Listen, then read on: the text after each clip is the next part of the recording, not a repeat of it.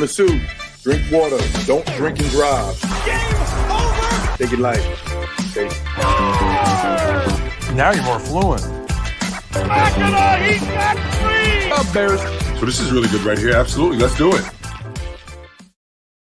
Welcome back to Texas Rangers with the Boys, your daily Texas Rangers podcast by a couple of pro wrestlers who love Rangers baseball. We want to thank you for making us the first listen of your day. This is your boy Kev, aka YBK, and as you can tell, rolling solo today. The 300-pound manimal, aka Bull, is still on the road out in America somewhere, driving, doing something wild and crazy, because that's what manimals do. He will be back with us on our next episode, but I'm here to drive the ship today. So here we go. First of all, don't forget to check me out on social media. That's Kevin Lee Frazier. That's Frazier. You can also check out Texas Rangers with the Boys on social media, TX Rangers WTB. Don't forget to check us out on our website, TexasRangersWithTheBoys.com, all one word, and also all one word, at Chilltown Hoops, right here on YouTube, the Sports Fluent Network. And you can see our made for radio faces right here on the YouTube channel. Big shout out to all of our YouTube watchers, and then all of our Spotify, Apple Podcasts, and wherever you get your favorite podcast platform, podcast listeners. Pretty pumped up. Glad to be here. Glad to be talking Texas Rangers baseball.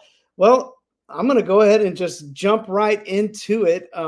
Before I give you any Rangers news, I got to give you first our quick commercial for Matt War Pro on July 26th at the South Side Preservation Hall. Matt War Pro Professional Wrestling is going to bring you Ultraviolet Dreamers. You heard that correctly. It's going to be a hypothermiatic mania. Yeah, only the guys at Matt War Pro could give you a name for a show like that.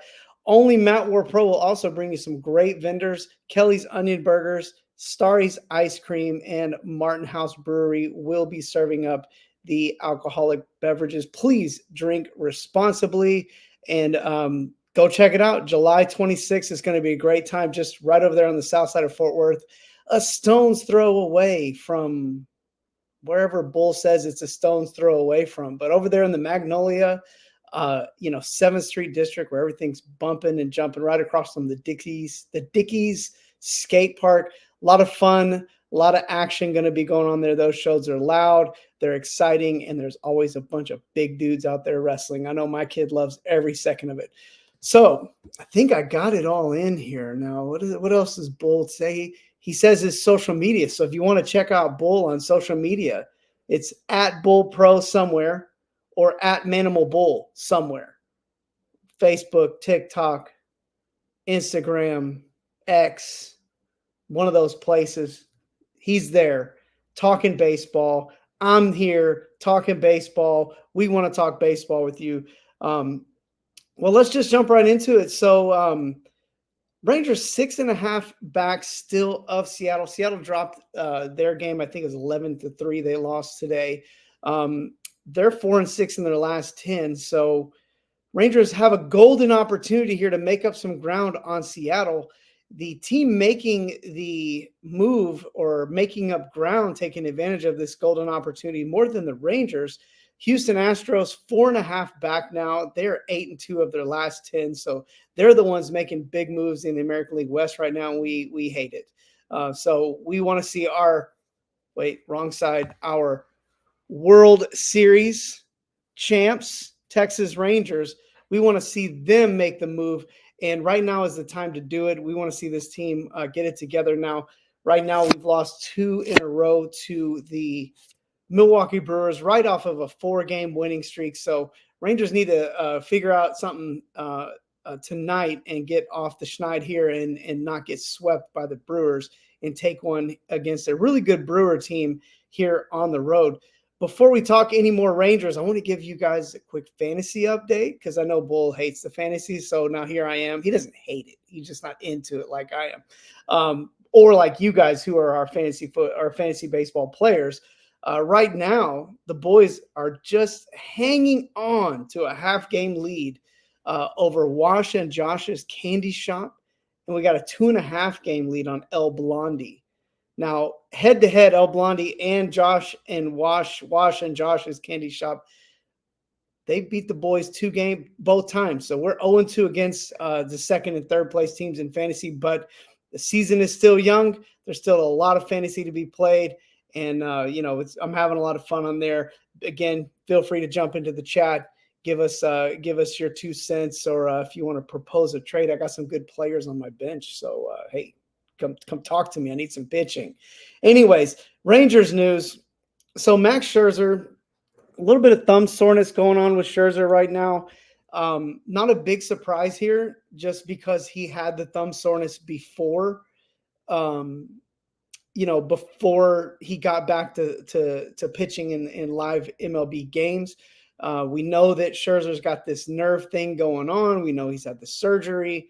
My thoughts are, and I like the way Bull kind of talked about it. He's probably just going to be managing pain pretty much for the duration of the season. And we know he can fight through it. And as we saw the other night, he can not only fight through it, but he can pitch like the Hall of Famer that he is. So Rangers are going to keep an eye on that and see how that situation kind of unfolds.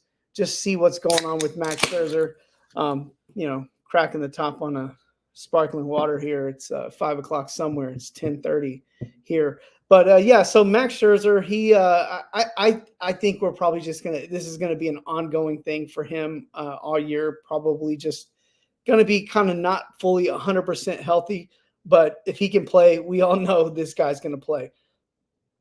Now, more injury news. Josh Young. Not good news. Josh Young, we were hoping to see him start getting in the lineup here within the last couple of games. Hopefully, like we were hoping to see him in this Milwaukee series. But unfortunately, we hadn't heard a lot after his stint at Round Rock, but hadn't heard anything, but we hadn't seen him play, haven't heard anything. And then all of a sudden, all is how this seems to go. All the news comes out at once. Josh Young now is shut down from wrist inflammation. Now, Chris Young said he doesn't know the timeline. So this could be days or whatever. Days or whatever. So we're somewhere between it. Bruce Bochy kind of said that he thinks it shouldn't be that long, but then Chris Young kind of had a kind of a different take on it. So so we don't really know. We're just going to kind of keep our ears to the ground here and see what happens with Josh Young. I really think the Rangers were looking for that shot in the arm from that right-handed bat coming into the lineup. And even at Round Rock, he looked a little bit, a little shaky. And when I say that, I don't mean physically look shaky, just, catching back up to hitting professional pitching. And, not everybody's Corey Seager where they can just go to roll out of bed and just start hitting 97 mile an hour fastballs up and in the zone, 410 feet. So we're just hoping the best for Josh Young, that he comes back healthy, comes back looking good. Now, as far as another little move that the Rangers made, which I thought was a really interesting one, Cole Winn. So they had originally optioned Cole Winn, and then they revoked. I think that's the word they use. They revoked the option. And now Cole Winn's going to be on the 15-day IL with right shoulder discomfort, retroactive to June 18th. So a little bit of shoulder discomfort for Cole Winn. I'm not sure if Cole Winn has had a lot of injury history in the past. I don't think he has, at least not since we've been doing the podcast. He's been more of an inconsistent pitcher, but hasn't been super injury prone, not from what I know of. I'm sure if Manimal was on here, he'd jump right in and tell me all of that, his whole injury history, because he has that what do you call it, photogenic memory. You have to write it down and read it off this thing right here, memory. So again, that we have our strengths. But no, so it looks like Cole Winn goes on the IL. Cole Winn, I was really he's had some ups and downs at the big league level, but honestly, like I feel like he's had a pretty successful season thus far, all things considered. And he showed some flashes of being able to play at the major league level. Like he showed that he can get major league batters out. We just got to see it on a consistent basis, and I think that's kind of the story of the year with this bullpen. There's no lack of ability in the bullpen. There's just a lack of consistency, command. Saw a stat today on the game. The Rangers are in the last echelon of the league when it comes, I think 7 and 6, 7, 8, something like that. But it's really boils down to the walks. Putting guys on base, especially like we saw with Brock Burke. I had high hopes for Burke coming back. And again, if you can't throw strikes, you're not going to be able to live and breathe at the major league level, because as they always say, a leadoff walk is the beginning of a rally. So now more pitching, bullpen injury news. Josh Spores threw an inning at Round Rock tonight. I was actually kind of keeping up with the score there. I think it's 1 inning, 1 hit, 1 run, 1 walk, 1 K. So he's throwing down there at Round Rock. So I'm assuming everything's looking good for him. I guess he's probably got a certain amount of either pitches he needs to throw or innings that he needs to throw, and the Rangers will be very happy to have him back. Probably looking at that 7th inning role ahead of David Robertson, who's your 8th inning setup man, and Kirby Yates the closer. So that would be a nice shot in the arm. That also frees the Rangers to utilize Jake Latz a little bit differently as kind of the left-hander out of the bullpen. So again, who knows? Again, after really besides Robertson and Yates, the bullpen as a whole has been pretty shaky. We had high hopes for Latz up until night before last, and we'll talk about that here in a little bit. You can't leave one up there for a guy like Rhys Hoskins, and I'll bring him up here again here in just a couple of minutes. Well, I think it's Jose Tanaka. I don't know his first name. I just wrote down Tanaka, who the Rangers optioned back down or outrighted, giving him his DFA, designated for assignment outright to AAA. Looks like he got signed by the Royals, who are looking for bullpen help. It's really interesting, and we'll talk about this when we talk about Milwaukee here in a minute, that the Rangers they're not lacking in talent on this team right now. Like they really aren't.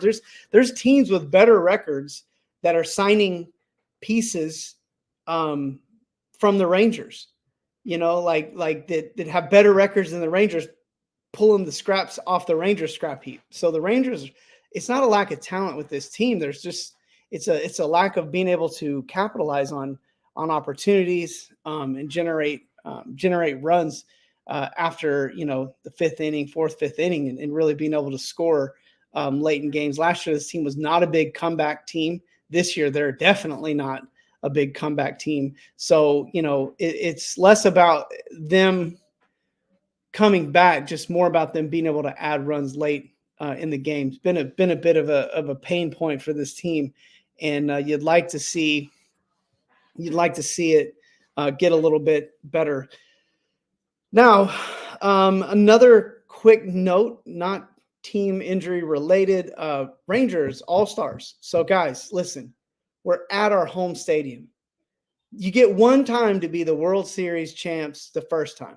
You only get to be the first. It only gets to be your first World Series one time. You may win 100 after this, but you only get that first one once. And the next year after, we have our first World Series championship. The first year we get to drop a banner in the rafters. We have the All-Star game coming to town in Dallas-Fort Worth at the barn out there in Arlington, Globe Life Field. So guys, we've got to vote some Rangers in. Like, we got to come out and strong. I mean, there's like 9 million people in the greater Dallas-Fort Worth Metroplex. And I know not all 9 million of them listen to our show, but every single person on this show, go vote for the Rangers. Vote all Rangers, just straight down, all of them. Doesn't matter how good they are. Just vote them all in. Let's get these guys in, get some of these guys in here, starters. I know Dolly's numbers aren't great. I know Seager's going up against some guys, like Bobby Wood Jr. and Gunnar Henderson. But man, let's get as many of these Rangers in the All-Star game as we can, because Bochy can't put them on the team. Heard this the other night. He can't select players that he wants on the team. So we're going to have to be the ones. I've done my voting, and you know what? Here, I'm going to vote every day, Rangers, every day, to get as many of our guys in the All-Star game so that they get to be play in front of us at the All-Star game, at the home crowd, the season after we won our first World Series. So there's my All-Star soapbox thing. Go vote Rangers All-Stars. Go do it now. Speaking of the All-Star game, Bruce Bochy, who gets to select his coaching staff, he's bringing in Mark Kotsay from the A's to come and coach with him in the All-Star game.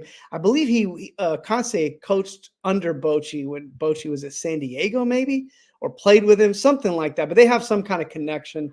I read an article about it today, and so a really cool thing that Boch is doing that.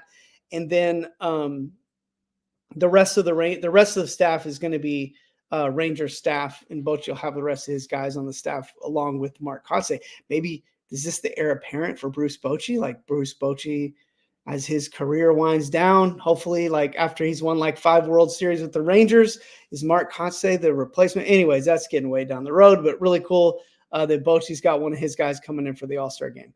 So I got a question for you guys, and I'm sure, these aren't usually Bull's favorite things to talk about, but since I'm on the show and I'm driving this train today, I'm going to ask you guys a question. And if you guys want to message us on social media, here on Spotify, comment on YouTube, text us, whatever, hit me up on Fantasy Baseball. But I have a question for you guys. So with Josh Young, his status being up in the air, obviously we were hoping that bat was going to come in and make a difference. But what should the Rangers do in their DH situation right now? I mean, do we keep waiting, kind of wait for the Foscue situation and the Young situation to play itself out? At what point does waiting at this, when you're 6.5 back, All-Star game is next month. So we're getting close. Trade deadline, it will be here before you know it. We're going to be talking trade deadline and who should the Rangers get and all that kind of stuff before you know it. Like, how long do we wait? How long do we wait before we try to address the situation with the offense? The other night we had Jankowski batting at DH. I love Jankowski, but I love him as my fifth outfielder, really, and pinch runner and kind of, bench guy. But you don't want to. That's not the best situation, having your DH batting in the 8 hole for you when you got right-handers on the hill. So, what do you guys think we should do? Do you think we should do anything? Maybe we could talk about this. If you guys, write in or send us some answers or give us some suggestions, we'd love to hear it. And I'd love to hear what Manimal thinks about it, because it's getting to a point where we need to make a move. If Young's not going to be here, or there's going to be a longer timeline, and is that enough? That's the next question. Is that enough? Because Young moves into third base, and that probably moves Josh Smith into your DH role. But again, the Rangers need bats. They need guys to get up there, and they need guys that can hit, especially from the right-handed side of the plate.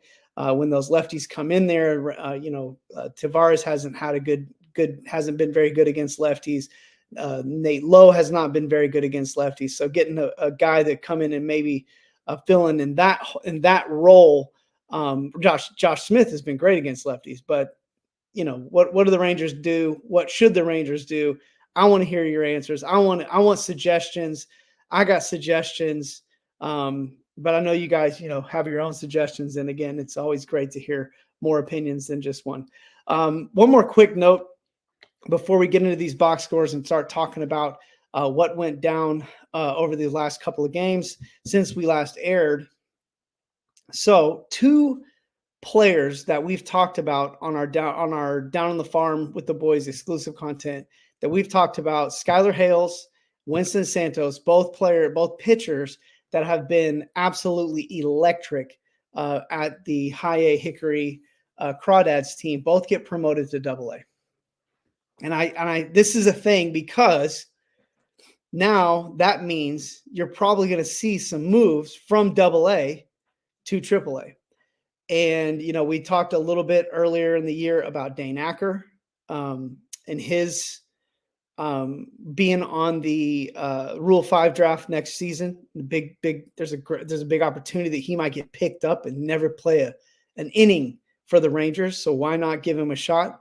You also have Emiliano Teota, who is probably, aside from Santos, the most electric stuff pitcher in the organization. I mean, I don't say besides Santos, him and Santos, probably the most exciting pitching prospects in the organization this year. And I mean, let's not forget Kumar Rocker, who just has to start throwing, and then all of a sudden he'll become right there as well. So Rangers got some exciting things going on with these guys. And my real question is, what does this mean if these guys are going to Double A? Are there going to be a couple of guys moving to Triple A that we might be looking at the Rangers possibly getting some extra help from the minor leagues, giving a few guys a look at the major league level? And again, we've gone over multiple times who is on the 40-man, who's not, who we have and who we don't have. But I think we're getting to that point in the season where it's like, hey, look, like we need, if we're going to take either help from inside the organization, or we're going to get help outside the organization, because the losing side of the bullpen, the 5, 6, 7 inning has become a huge problem for the Rangers. And the Rangers, hitting left-handed pitching, getting runs late in games, and not being able to protect a lead before we get to our 8-9 guys has been really kind of the story of the year as far as the struggles for the Rangers. So this could be the Rangers maybe making a move to, maybe move one of these AAA pitchers up to the big league level. Anyways, that's a great segue to tell you guys about our exclusive content, Down on the Farm with the Boys, where we cover all things Rangers minor league. Now, this helps you make us your one-stop shop for everything Rangers organization-wide. What we do, we go do our top 10 players of the week. It's going to be the top 10 players of the month of June this time, because it's been a couple of weeks since we've been able to drop an episode. Big shout out to our subscribers who hang with us. We're going to get some content out to you guys this week, and it'll probably be loaded with content and tons of stuff to talk about, because again, with these guys getting moved up, there were also, I didn't put on here, there was also some players called up from low A to high A, and some other moves going on in the Rangers minor league system. We'll talk about that. We'll also talk about the top players in the system in June. Who are the big movers and the big shakers? And of course, we'll talk about the Dominican Summer League. We'll talk about the Arizona Complex League. We'll talk about Down East. We'll talk about Hickory. We'll talk about Round Rock. We'll talk about Frisco, and just get you up to speed with what's going on in the organization at the minor league level. So again, go to our website, TexasRangersWithTheBoys.com. That's all one word. Also, all one word right here at Chilltown Hoops. You can subscribe here as well. Audio is just $1.99 a month on your favorite podcasting platform. You can go to Spotify, subscribe there, $2 a month. Right here on Chilltown Hoops, we got 3 different levels. At the 3rd level, you can jump on here with us. Maybe you could jump on here with me, because I'm solo today. Maybe when we're solo, we could have a guest host, whatever. If you subscribe at Chilltown Hoops on the Sports Fluent Network on the 3rd level, you can hop on here with us, record an episode with us, jump in here with the boys, be one of the boys. Even if you're a girl, you can still be one of the boys, and we can talk some Texas Rangers baseball. So I know why you guys are here. I always say this because I know we do the news, and I feel like it's always a downhill roll till we talk about these games. So let me do my due diligence. Rangers on Monday take on the Milwaukee Brewers in Milwaukee. One quick preface with Milwaukee.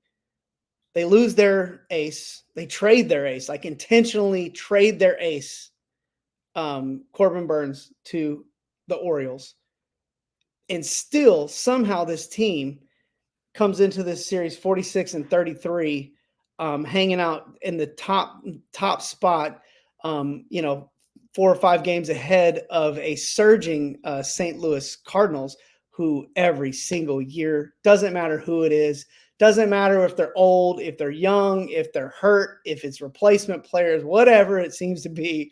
The St. Louis Cardinals somehow every year somehow reload and find a way to be a competitive baseball team. You can never count this I don't call them a team, this organization out, because they have it down. This is the kind of organization I've always wanted the Rangers to be. We're not right now a huge market, but I mean, we have the kind of same capital expense. Like we can expend the same kind of capital as a team like St. Louis, who always drafts well, always develops players well, seems to win in trades all the time, and that's how they stay competitive.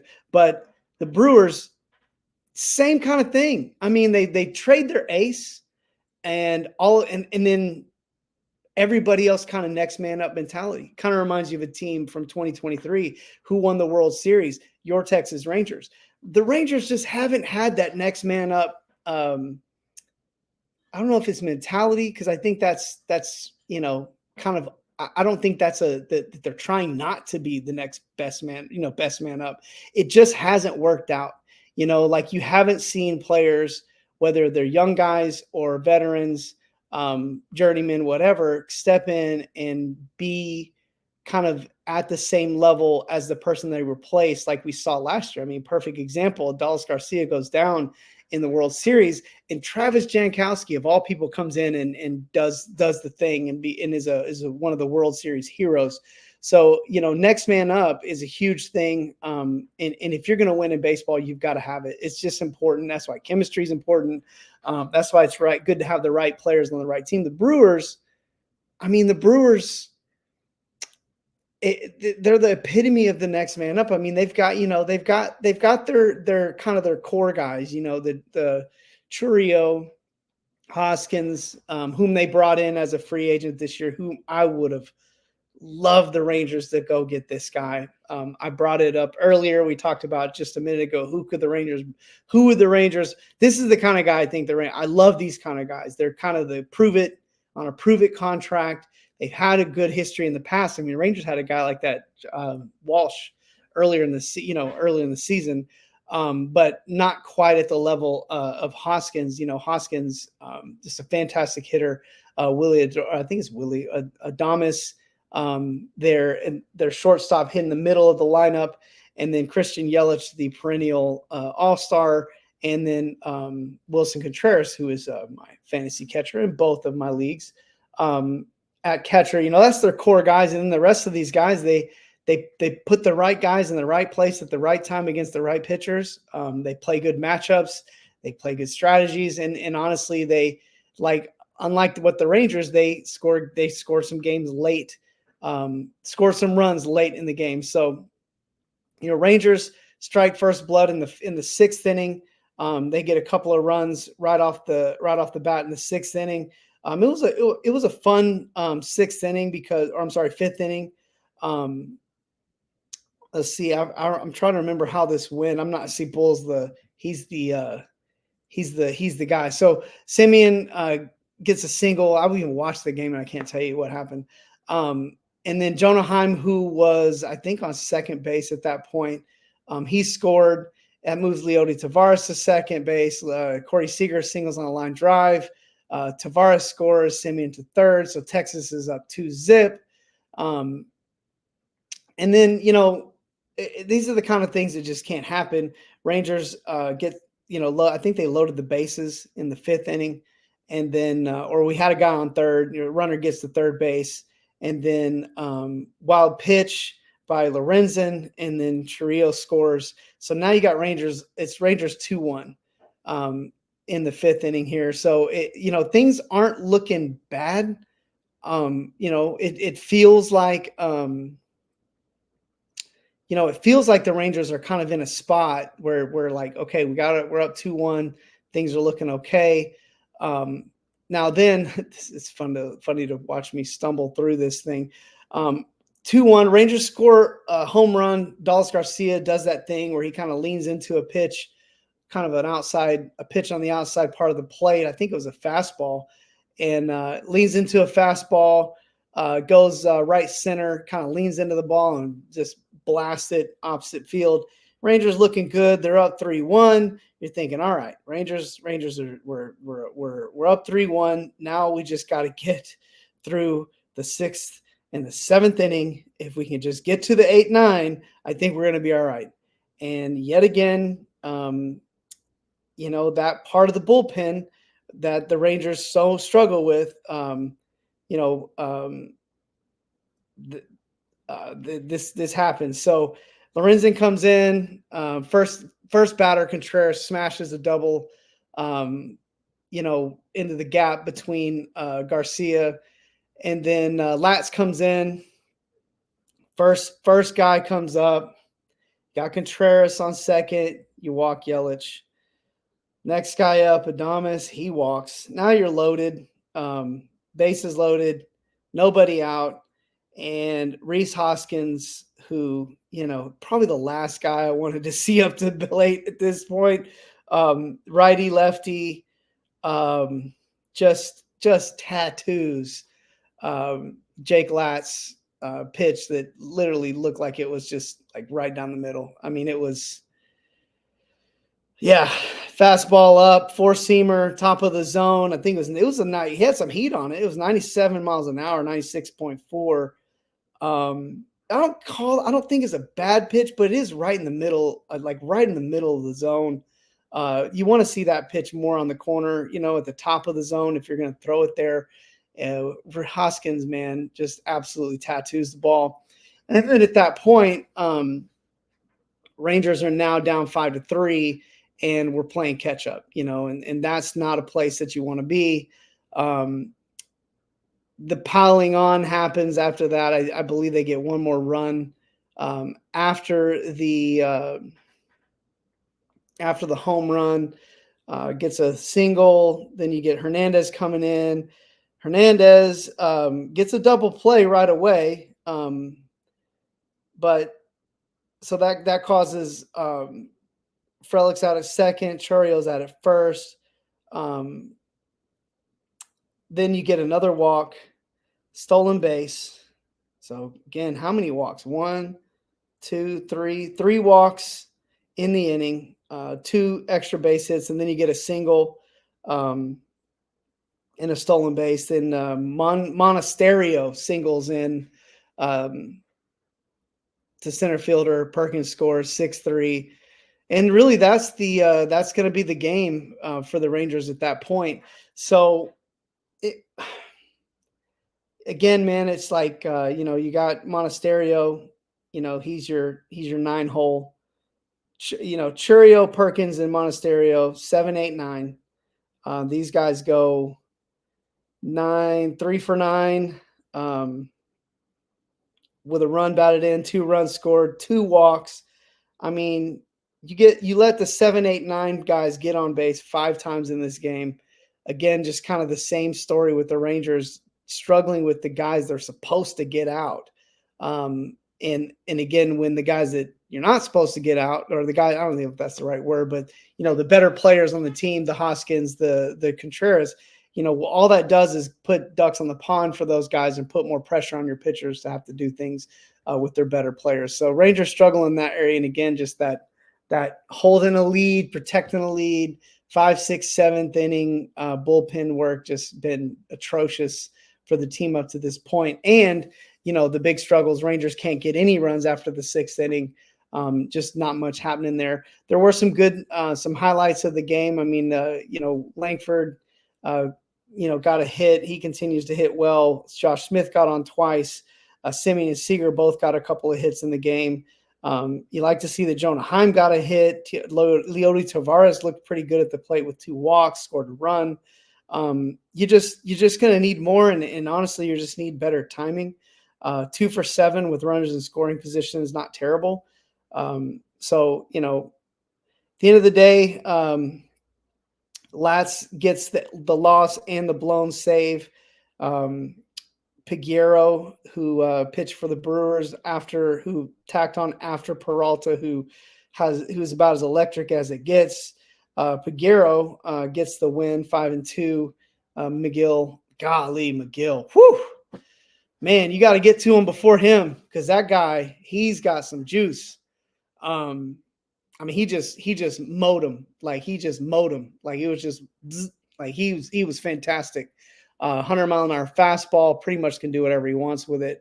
Rangers lose 6-3 on Monday. Now let's talk about last night.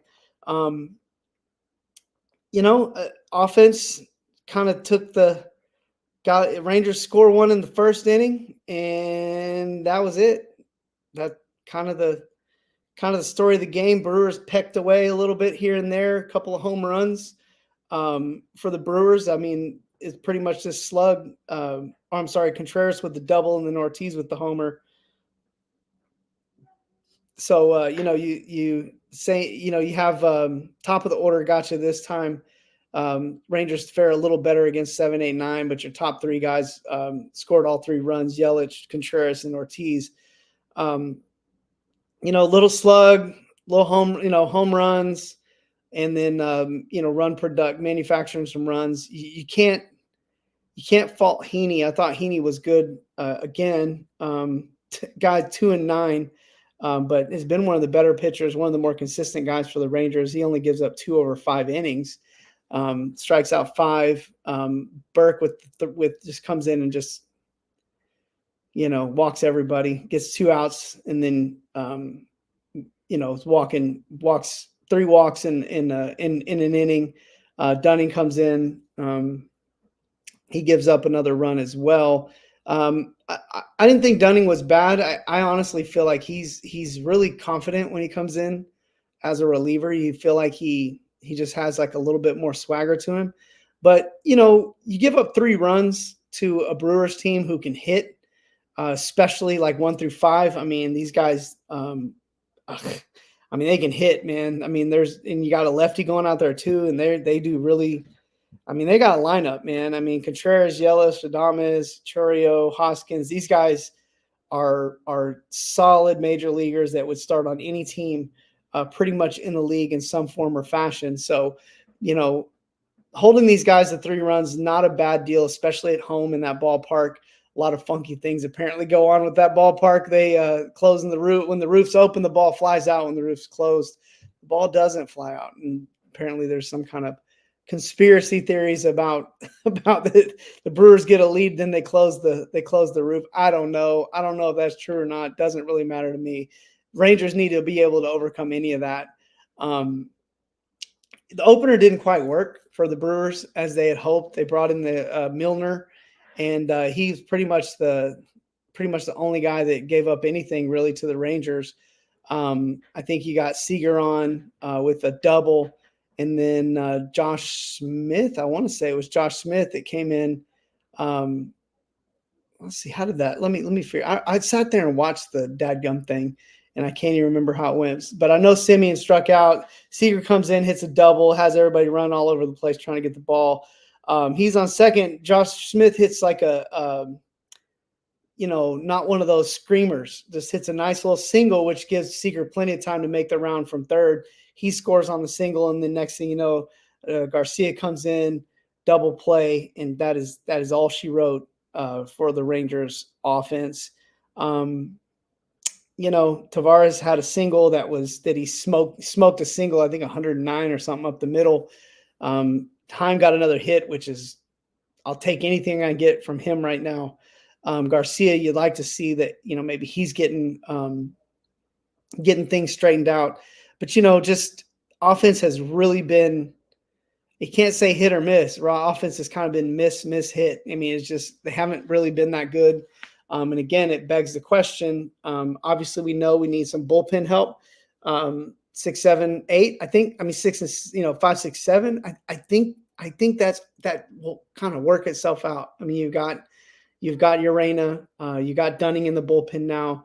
You've got the potential of Heaney going to the bullpen as well, with Molly and DeGrom coming back, and you have with Scherzer in the rotation now. So I think you're gonna see those things work themselves out. You got Spores coming back off of injury, so you may have your 7 guy be able to plug him in there, and now you've got some really quality arms to help you on the back end of these starters who don't always go, more than 5 innings. And you're going to need guys to get you a couple of innings because you can't have them pitching every single day as well. So there's the guys you need to be able to come in and give you multiple innings, because that's how you save your bullpen. Where does Jose Leclerc fit in? I don't know, because we never know what Leclerc we're going to get.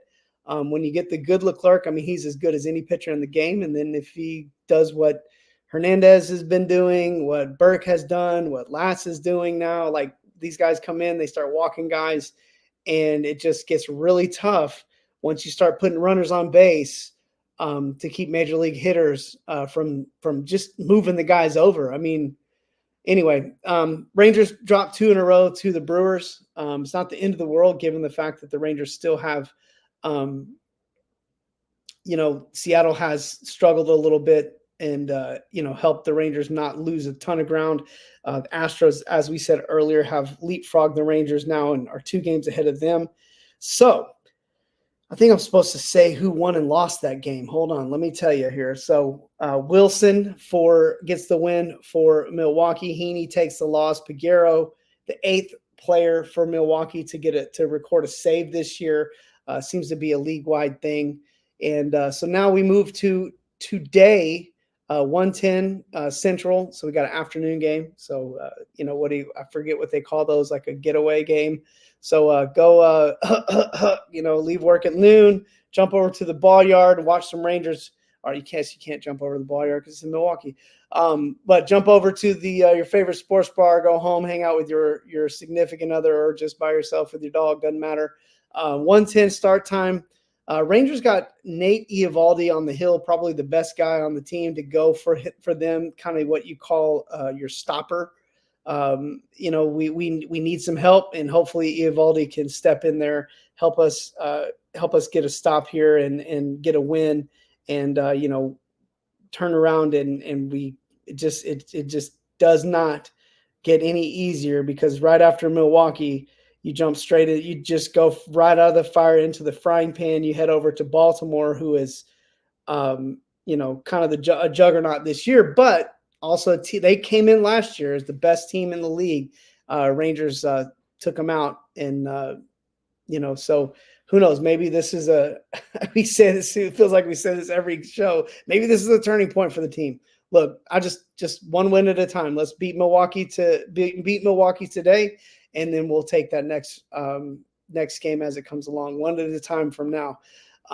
Now, Milwaukee is really interesting because it's a TBD. They don't have anybody in there. So they did just trade for Dallas Keuchel from the Mariners. And so are we going to see Dallas Keuchel?